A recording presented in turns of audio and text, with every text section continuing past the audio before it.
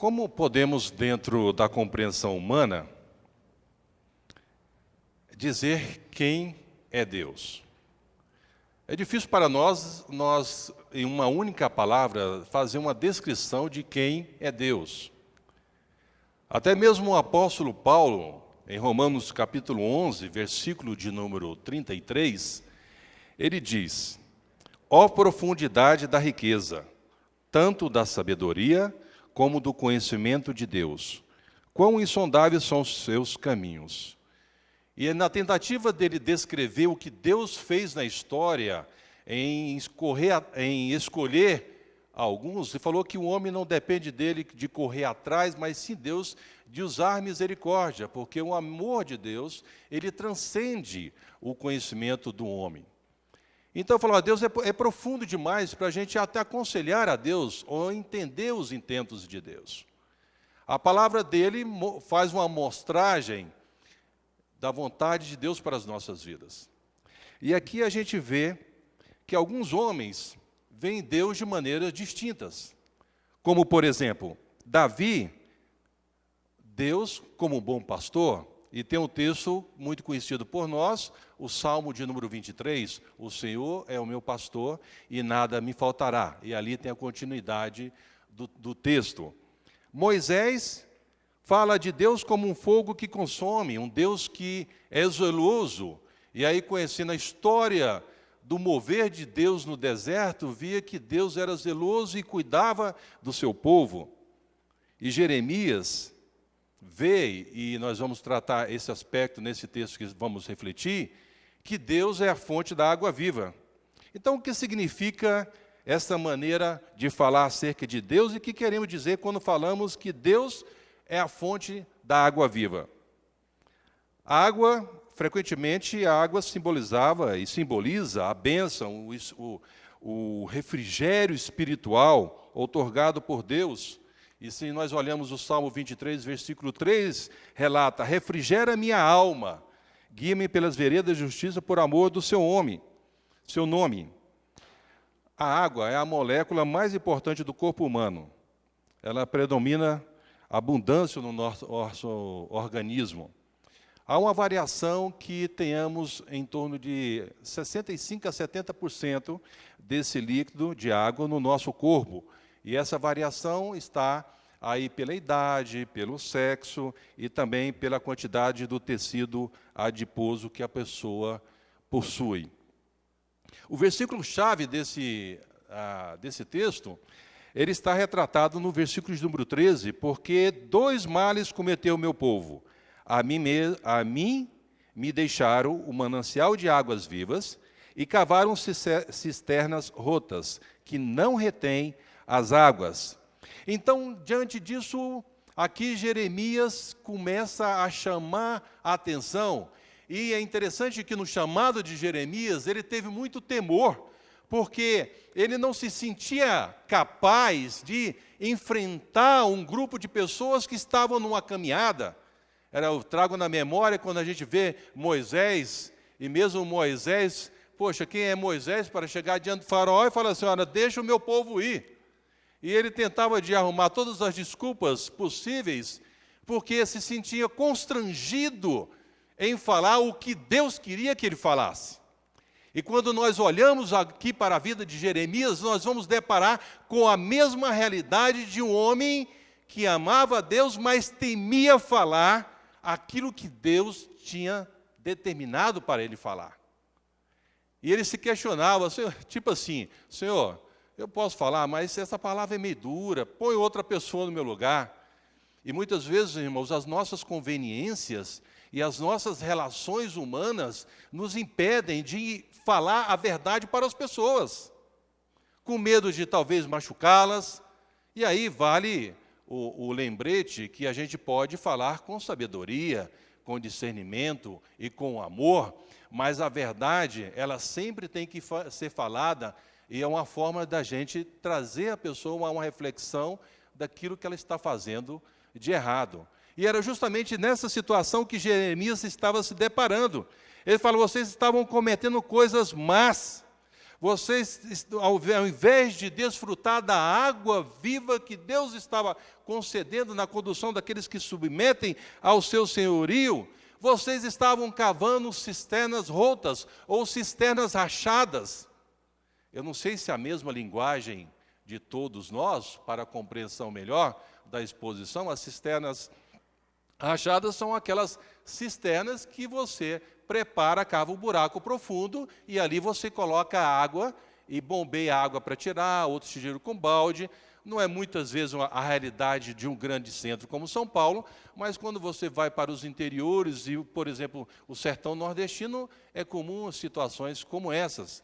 Mas o que é mais importante é saber que a cisterna ela tem a finalidade de guardar a água para satisfazer as necessidades do ser humano. Então, aqui, nós vamos observar que Jeremias aponta, fala assim, olha, vocês estão cavando essas cisternas, mas vocês não estão observando que as suas cisternas, as águas que deveriam transbordar nessas cisternas, não estão transbordando porque há vazamento. Elas têm rachaduras. E como você vai transbordar de alguma coisa boa para pronunciar para alguém, se a sua vida está cheio de rachaduras? E aqui nós vimos que Jeremias, então, chama esse grupo, esse texto está mostrando que Jeremias chama esse grupo ao arrependimento, ancorado firmemente no transfundo da aliança histórica que Deus fez com o homem.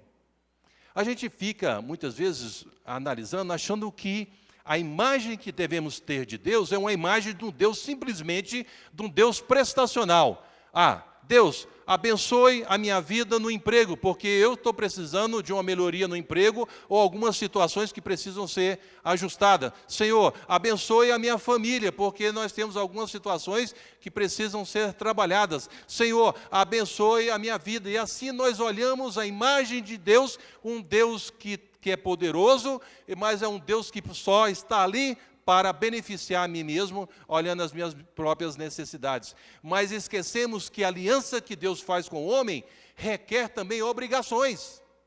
E se a gente vê muitas das punições que Deus aplica no seu povo, são punições por causa da desobediência. Muitas pessoas falam que o Senhor é o meu pastor e nada me faltará. É um texto conhecido, Salmo 23, versículo de número 1. Mas eu quero afirmar para vocês, irmãos, que o Senhor não é pastor de todos. O Senhor só é pastor daqueles que submetem ao seu senhorio. Se você não está submetendo ao senhorio do Senhor, então não peça a bênção de Deus. Porque muitas vezes nós andamos nas nossas caminhadas, criamos os nossos próprios caminhos, cavamos os nossos próprios buracos e pedimos a Deus para tampar os nossos buracos. Buscamos os descaminhos na vida. E aí, quando quebramos a cara, pedimos a Deus para consertar o caminho. Não é o Deus que deve estar atrás e abençoando os nossos próprios erros. A Bíblia diz, Salmo 91, sobre o esconderijo do Altíssimo. Não é ali é o lugar de refrigério, é o lugar de descanso. Não é a situação onde o Deus vem para me satisfazer, mas eu que devo ir a Deus. Foi o cântico que nós cantamos, somente Deus. É somente Deus, irmãos. O esconderijo do Altíssimo não é, ele vai atrás de nós. Nós que temos que ir atrás. Então, diante disso, aqui Jeremias aponta, falando, olha, vocês estão errando com as suas obrigações. Deus não falha, Ele é fiel. Mas se a bênção não está indo na sua vida, é porque vocês estão criando cisternas rachadas, estão vazando a água viva, não estão transbordando. E Jeremias descreve então que esse povo era um povo insensato. E muitas vezes nós agimos de forma insensata. Eles haviam cometido a loucura muito grande de abandonar a Deus. Haviam cometido o pecado de buscar a água viva. Haviam cavado para si cisternas rachadas que não poderiam reter as águas. E quando se fala insensatez, é pensar em alguém que age de forma leviana, muitas vezes impulsivamente ou emocionalmente. Deus requer de nós a obediência. E é assim que deve ser a nossa vida cristã. O capítulo de número 1, versículo de número 9, versículo 9 e 10 de Jeremias, até mantenha a Bíblia aberta para você acompanhar, aqueles que trouxeram. O Senhor toca a boca, então, do profeta Jeremias para pronunciar as palavras. Os versos 9 e 10. Depois estendeu o Senhor a mão, tocou-me na boca, e o Senhor me disse: eis que ponho na tua boca as minhas palavras. Olha que hoje te constituo sobre as nações e sobre os reinos, para arrancares e derribares, para destruíres e arruinares, e também para edificares e para plantares. Então, depois do temor de Jeremias, o que ia falar, gente? Você tenta imaginar, você que é uma pessoa que está começando na fé, ainda está aprendendo alguns valores do reino de Deus, de repente você pega uma pessoa que já é antiga na igreja, que já é uma pessoa que já tem um histórico na vida cristã, mas aquela pessoa está cometendo pecado e alguém fala: você que vai dar uma dura nela. É difícil, irmãos, ainda mais quando tem pessoas que estão na posição de liderança, quando a gente quer ajudar a corrigir o caminho. Mas e o temor de falar? E o temor de Jeremias para falar assim, tipo assim: Deus, será que o Senhor mesmo quer que eu fale? Tem tantas outras pessoas que podem falar, e ali poderia haver várias retaliações do povo, porque ele estaria confrontando pessoas poderosas dentro do estado político, religioso. Então aqui ele toca a boca do profeta Jeremias para pronunciar palavras de destruição e palavras de construção. Quem que a gente lembra na palavra de Deus que o Senhor toca a boca? Isaías, lembra do texto de Isaías? Então disse eu, Isaías capítulo 6, versículo 5 em diante.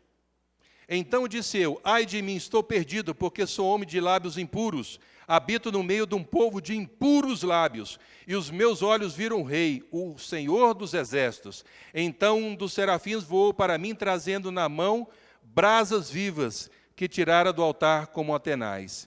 Com a brasa tocou-me a boca e disse: eis que ela tocou os teus lábios, e a tua iniquidade foi tirada e perdoada o teu pecado. E a gente vê aqui que o Senhor toca nos lábios de Jeremias para dar nele a força, a coragem, a firmeza de falar a verdade, de levar o povo ao arrependimento. Veja, irmãos, que onde o Senhor está tocando? Ele está tocando em um órgão que é importante na vida de todos nós, que é a boca. A boca, ela é aberta para trazer o alimento, para que possamos viver com a recomposição física, mas também a boca sai muitas coisas. Sai palavras de bênção, sai palavras de maldição, sai aí uma verborreia, muitas vezes a expressão da palavra, aí na conjunção de diarreia de palavras, pessoas que estão despejando diarreia de palavras, porque o seu interior está vazio, não tem água. Não tem água, porque a sua cisterna está rachada. Nós falamos coisas que não temos. Nós expressamos palavras que não faz parte do nosso conteúdo.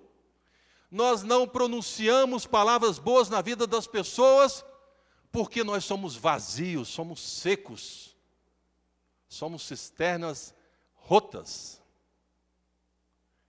A boca fala daquilo que o coração está cheio, irmãos.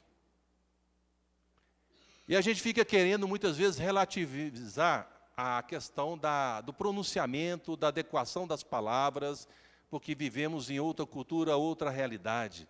Mas quando a gente se fala, a gente sempre tem que falar sobre a palavra de Deus, os valores do reino de Deus. A nossa boca tem que fluir coisas boas, porque quando Deus um dia decidiu amar pessoas imprestáveis como você e como eu, Ele nos deu a vida, E aí Jesus marca, nós temos a marca da cruz de Cristo em nossas vidas e temos a viva esperança. Então, onde nós caminhamos, onde nós, a forma como falamos, como nós agimos, nós estamos expressando a mensagem do reino de Deus. Nós somos o reino de Deus, se podemos usar essa expressão, o reino de Deus ambulante. Aonde nós estivermos, nós devemos ser o instrumento pelo qual Deus falará através das nossas vidas. O que está saindo da sua boca? E aqui nós vemos Jeremias, então, fazendo esse apontamento, levar o povo a se arrepender. Vocês precisam se arrepender. Vocês precisam tampar essas rachaduras. Por isso que ele fala de destruição e também fala sobre construção. E dos versos 10 até os versos de número 13, no capítulo de número 1, ele tem uma visão. Ele começa a ter uma visão de como seria, então, o comportamento dele diante dessa situação. A primeira visão é a vara da amendoeira. É a vara da disciplina. Certa vez, eu sei que eu já compartilhei com alguns irmãos aqui na igreja, mas eu certamente também não compartilhei com todos, mas algo muito interessante aconteceu em um lugar que eu fui pregar, em alguma região aí no mundo. Eu vi algumas pessoas com uma pequena varinha desse tamanho, alguns que já ouviram já devem lembrar da história. E eu pregando, vi aquelas pessoas, eram 3 pessoas em lugares estratégicos, e eu fiquei observando ali, para que serve aquela varinha, e por que aquela pessoa está em pé naquele lugar. E fiquei pregando. E observei que tinha um grupo de jovens, mais ou menos uns 3, que estavam conversando. Veio uma mulher e meteu a vara neles. E eu não podia rir na hora, eu tive que me conter. Aí eu pude entender, então é para isso. Continuei a mensagem. Passado um tempo, um outro jovem estava no fundo. Lá não tinha smartphone, porque também não tinha nem antena de celular. Então, a vara ia comer muitas igrejas aí, né? Na hora da mensagem, o pessoal vendo no smartphone. Então, aí eu tinha um irmão que estava dormindo com o pescoço inclinado assim, o pescoço aberto. Irmãos, veio uma irmã que estava com a varinha, mas meteu uma varada aqui. O rapaz, ele só encolheu assim, não falou nada, e ficou o culto todo assim. Eu acho que até hoje a marca da vara está assim. E muitos de nós, né? Quantas vezes a gente já levou uma varada dos nossos pais para consertar, né? A varinha, ou a vara, ela é mencionada 4 vezes no livro de Provérbios. E ela está sempre associada à disciplina da criança. A disciplina da criança para corrigir. Porque geralmente eu já vi pai pegando um pau assim grande, grosso, né?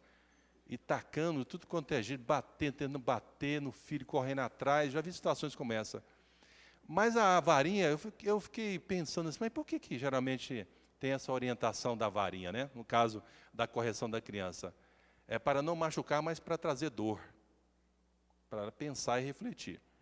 E aqui, a visão que foi dada a Jeremias foi dessa amendoeira, a disciplina. E também da panela de fogo. Vê que nos versos 10 até o 13, apontam sobre essa panela de fogo. Olha aí na sua Bíblia.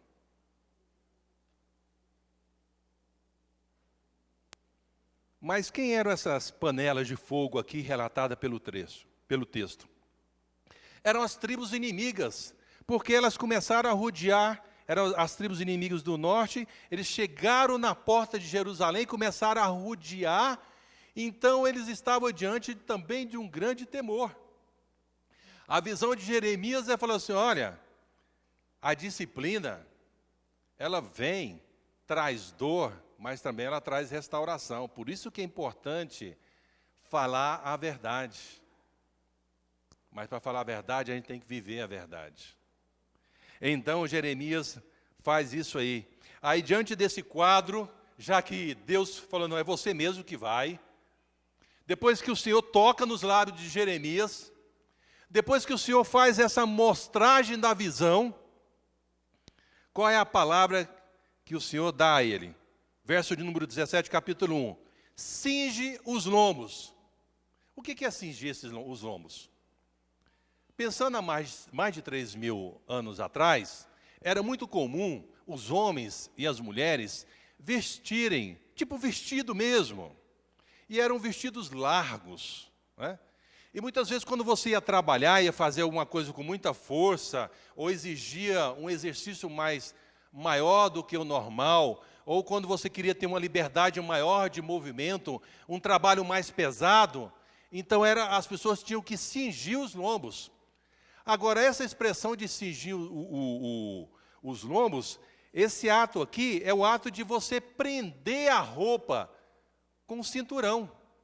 É você pôr um cinturão naquele vestido, né? Tanto o homem ou a mulher, prende, porque aí ele dá um pouquinho mais de enrugada, você prende aqui, dá uma puxadinha aqui, para fora, aí ele sobe, você tem uma folgazinha melhor nas sandálias, você não tem o vestido largo atrapalhando, então você tem um movimento melhor. Então, na verdade, o que Jeremias está falando aqui, na verdade, é só mostrando esse simbolismo, como as pessoas faziam para uma luta, para uma guerra, para um trabalho mais duro. Ele fala assim, olha, então você cinge os seus lombos, você se prepare para a guerra, é um símbolo de força mental e física, que é adquirido quando se entra na arena do trabalho ou da luta dos dias. E é assim que o Senhor, então, trabalha na mente de Jeremias. Meu irmão, se fortaleça. Ore, peça a bênção de Deus, cinja os seus lombos, põe o cinturão e vai firme. Põe o cinturão, porque senão a calça cai. Aí calça cai, aí desmantela qualquer pessoa, né? Geralmente a gente sabe que a gente tem que pôr, os homens põem o cinto para segurar a calça, né? Outros põem o cinto para segurar a calça e a barriga também, mas pode ser usado para outras coisas. Então, diante desse quadro, irmãos, nós vamos ver, nós fizemos uma amostragem do cenário da situação de Jeremias, o que ele estava passando. Então, ele estava diante de trazer um pronunciamento. Ele estava diante de levar o povo a uma reflexão da sua postura. E no versículo de número 2, do capítulo de número 2, ele vai então apresentar quem é o Senhor.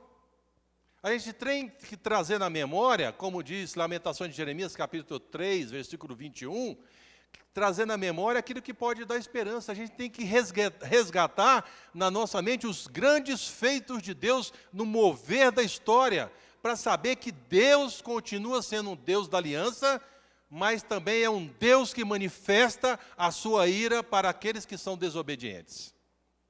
Não peça a bênção de Deus se você não está submetendo à vontade do Senhor.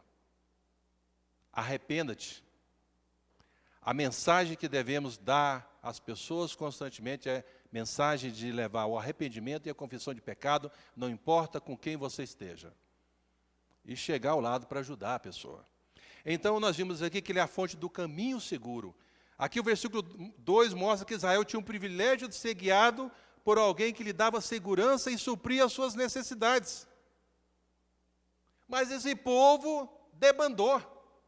Começou a achar autossuficiente.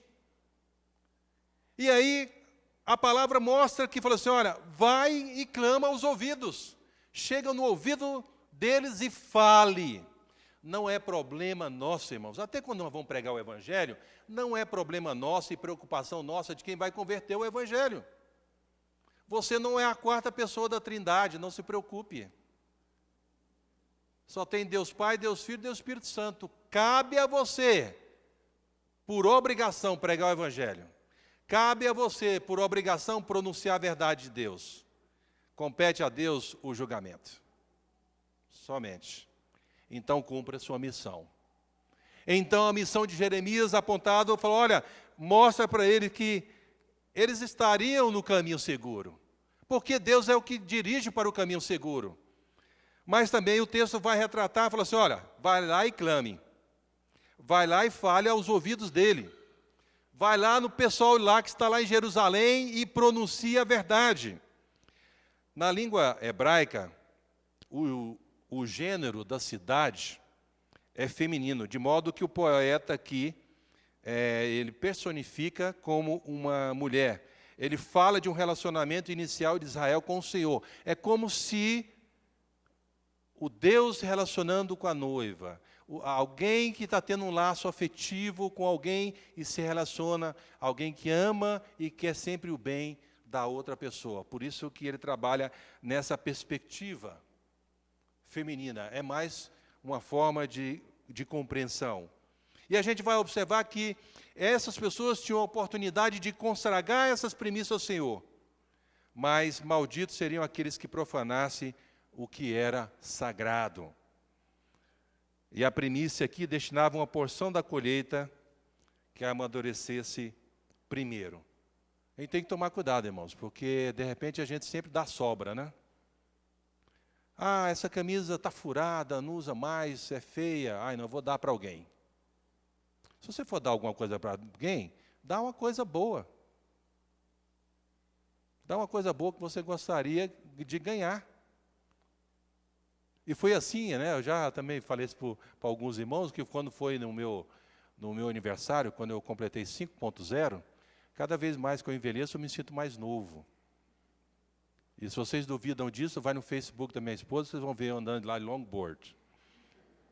Filmado pelo pastor Leonardo, que estava presente, que foi o nosso cinegrafista. Então, a gente vê aqui que a palavra de Deus vai mostrar esse aspecto, né? Essa ideia, levar a gente a ouvir, né? E quando ele usa essa expressão de ouvir, ele tem uma ideia de uma convocação ao tribunal. Algo muito interessante que acontece aqui na igreja.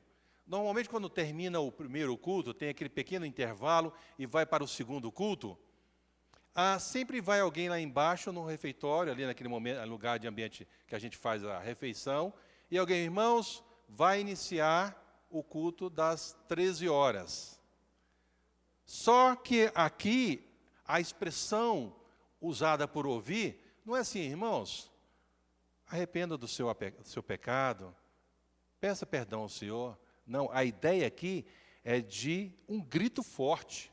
É um grito para deixar o cara surdo mesmo, para ver se o cara pega no tranco e corrige o caminho.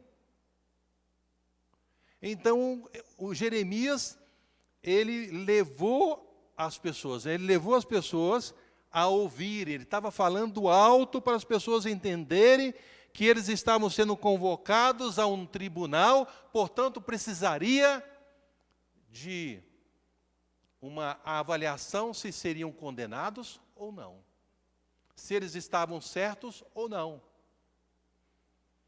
Mas também a gente vai observar que esse Deus, que é um Deus que nos leva ao caminho seguro, é um Deus também que requer lembrança e exclusividade. Veja no versículo número 5. Assim diz o Senhor, versículo 5, capítulo 2.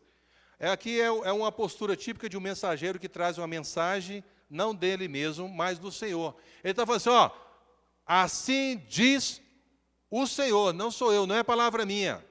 Porque quando a gente fala da gente, nós estamos falando de nós mesmos. Quando nós falamos da minha igreja, ou falo de mim, eu estou falando de todas as deformações, de todas as falhas de caráter que existe na vida da igreja, de cada um de nós. Então nós não podemos falar de nós mesmos. Não pode falar da nossa igreja que é a melhor, porque as deformações de caráter estão em todos os lugares. Só no dia eterno que Deus vai chegar em nós e vai enxugar toda a nossa lágrima. Vai tirar tudo de ruim. E aí a única coisa que vai ter no nosso coração é só louvor e adoração. Então nós observamos que Jeremias aponta nesse texto do versículo 5 que o que Deus requer é essa lembrança de exclusividade. Assim diz o Senhor. Então, irmãos, quando alguém está falando de Deus, você tem que ouvir como palavra de Deus, mas seja como os irmãos de Bereia.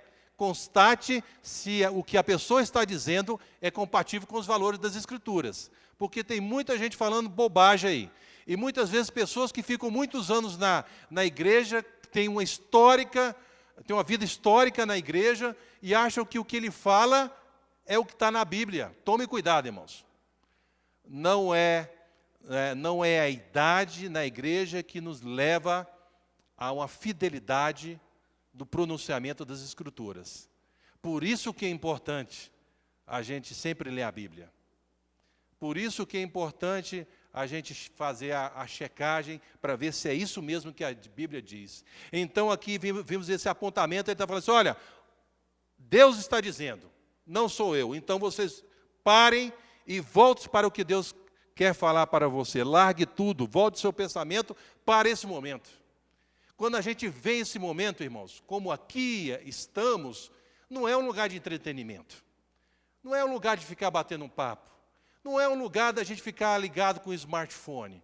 Não é um lugar da gente ver coisas que não é esse o momento de ouvir o que Deus quer dizer a nós. E a nossa mente deve se focar aqui, nesse momento. É Deus. Deus fala para nós. E esse momento do culto é um dos momentos mais importantes, onde a gente abre a palavra de Deus e vai ouvir o que Ele quer para a minha vida. Porque a partir do momento que absorvemos esses princípios, aí a nossa vida vai ser norteada por esses valores. E aí vamos começar a fazer as coisas certas. Aí nós vamos começar a receber a bênção de Deus. Aí nós podemos dizer, o Senhor é o meu pastor. Agora, quando a gente não tem a bênção, aí nós temos que avaliar. Como diz Provérbios, esquadrinhar o mais íntimo do nosso ser, como se houvesse uma departamentalização dos nossos problemas, e começar a atacar e resolver para ter uma vida santa diante do Senhor. Então, a ingratidão e a estupidez da nação ficaram evidentes nessa história aqui. Israel tinha dignificado de maneira única, de se tornado a noiva de Deus, e já tinha esquecido o seu primeiro amor. Perdeu a fidelidade.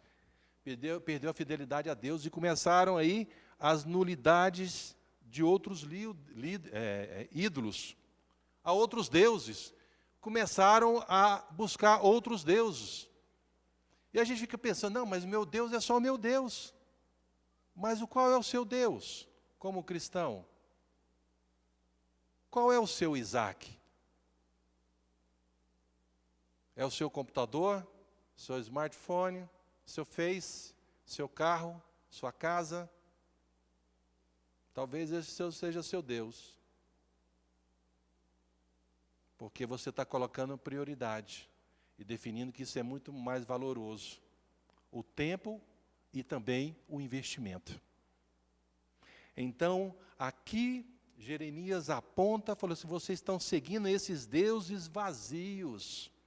Israel, quando a gente começa a seguir esses deuses vazios, irmãos, nós começamos a assimilar, a internalizar os valores desses deuses. E aí, quando você internaliza, o que você fala é o que você está cheio. Aí vai ter mesmo a verborreia mesmo. Só vazio, só coisa oca.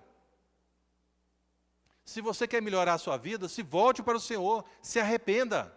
Se você quer melhorar a sua vida com Deus, aproxime-se também de pessoas que é mais crente do que você. Porque aí você tende a ter uma influência. Porque quando a gente relaciona com gente medíocre, nós temos uma grande tendência a se tornar no mesmo nível. Fique próximo de gente que quer crescer.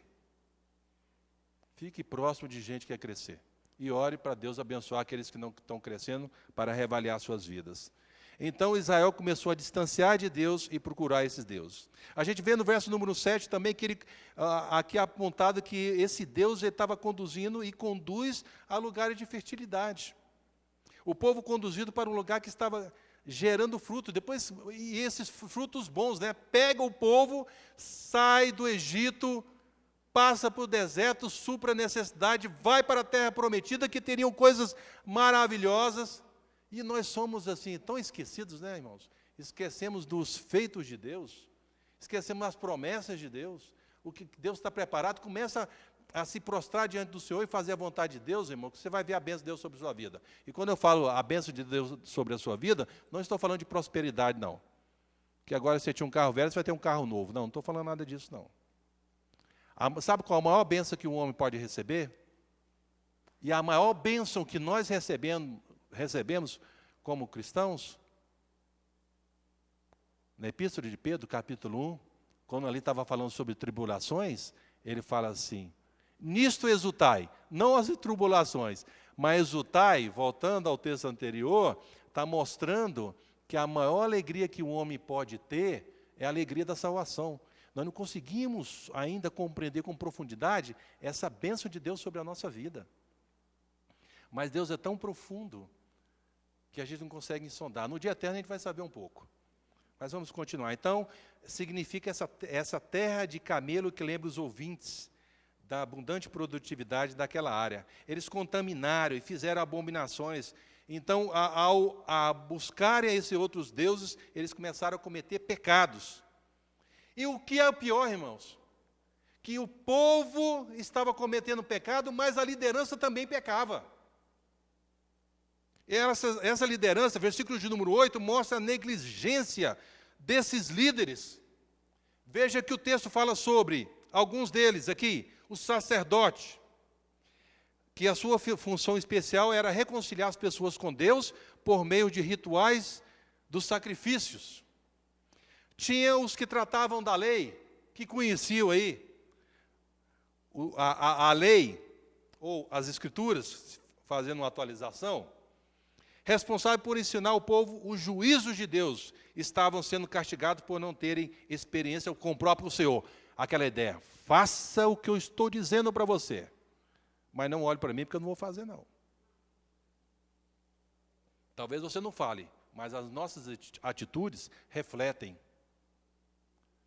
A gente pronuncia muitas coisas para as pessoas.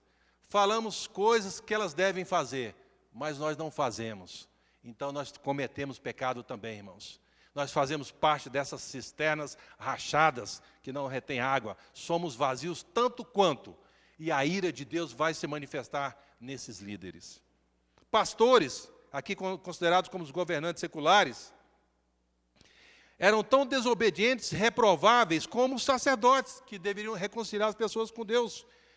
De que, sem dúvida, eles estavam seguindo o exemplo, prevaricaram, faltaram com seu dever, a obrigação que eles tinham.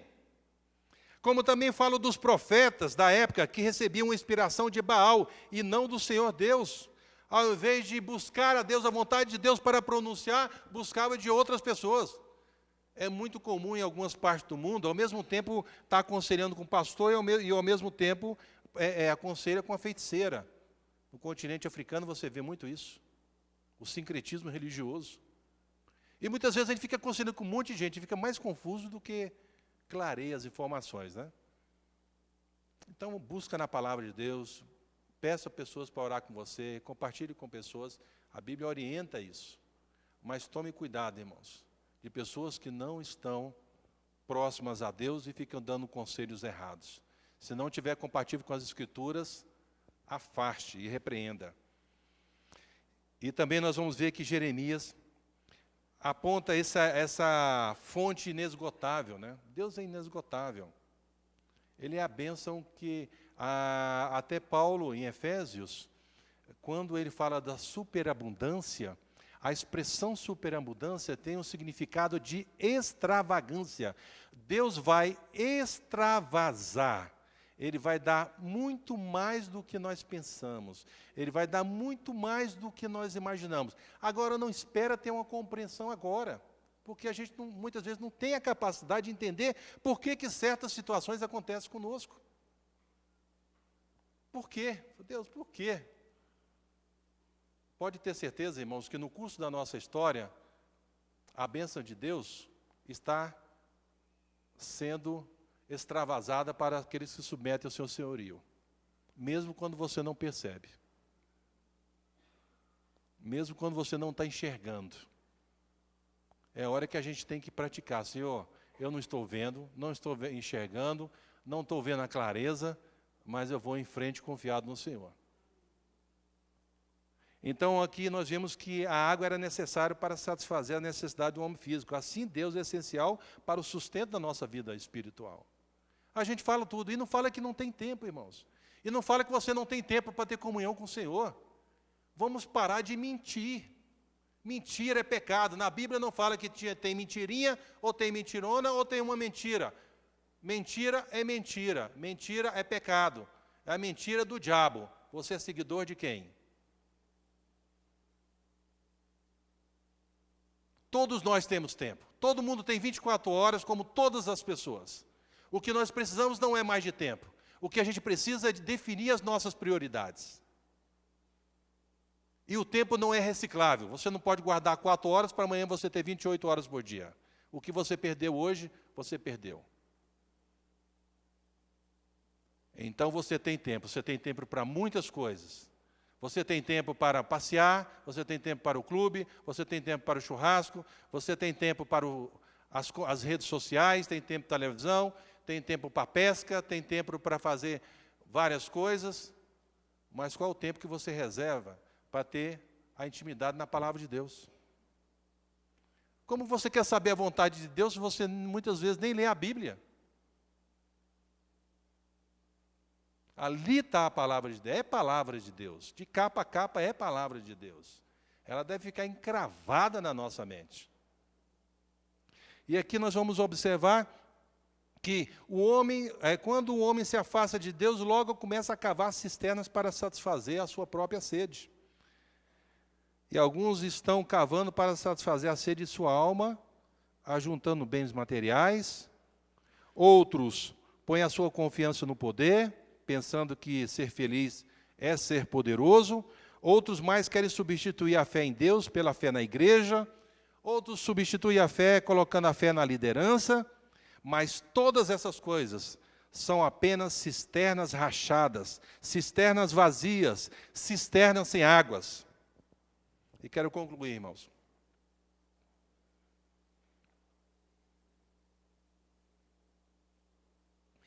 Cisternas rachadas se apresentam como fonte de saciedade, porém são rachadas. Jamais vai satisfazer o coração do homem. Ai do homem que põe a sua confiança numa cisterna rachada para saciar a sua sede. A única fonte sem rachadura, a única fonte inesgotável de água é somente Deus. As rachaduras em nós jamais produzirão frutos na missão de nossas vidas. Lisiane, você está indo para o campo missionário. O reverendo Leonardo e a Série estão no campo missionário. Outros irmãos, quem sabe um dia estão indo para um campo em outra parte do Brasil, outra parte do mundo. Mas também eu sei que tem aqueles que fazem a missão em alguns períodos da igreja. Período de julho, outros períodos estão fazendo missão em algumas partes da vida. Tomem cuidado, irmãos, porque nós estamos indo em muitos. Que é bom, quanto mais pessoas, melhor. Mas devemos tomar cuidado se nós não estamos transportando poços rachados. Se nós não estamos transportando poços vazios, que não tem nada para enriquecer, que não tem nada para aliviar o sofrimento do homem, do ser humano, no espiritual ou mesmo no material. É a hora de nós arrependermos, irmãos. É a hora de nós confessarmos os nossos pecados a Deus e pedir perdão, porque muitas das nossas vidas são verdadeiras cisternas rachadas, que não seguram água. E se não seguram água, nós não temos nada para dar para alguém. Não temos nada. Por que nós podemos saciar a água dos outros? Se a gente dá um copo vazio. É hora de pedir perdão a Deus. É hora que Deus deve tocar os nossos lábios com brasas, queimar a nossa língua.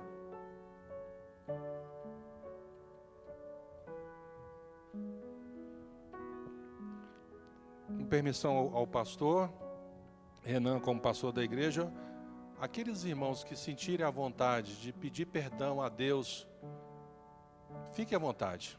Se você quiser ajoelhar, ajoelhe. Nós vamos ter alguns instantes de confissão de pecados. E depois eu vou quebrar com uma oração e posteriormente, da minha parte, eu pediria que o louvor cantasse aquela música Somente Deus mais uma vez. Fique à vontade, irmãos. Por um instante, se coloque diante do Senhor.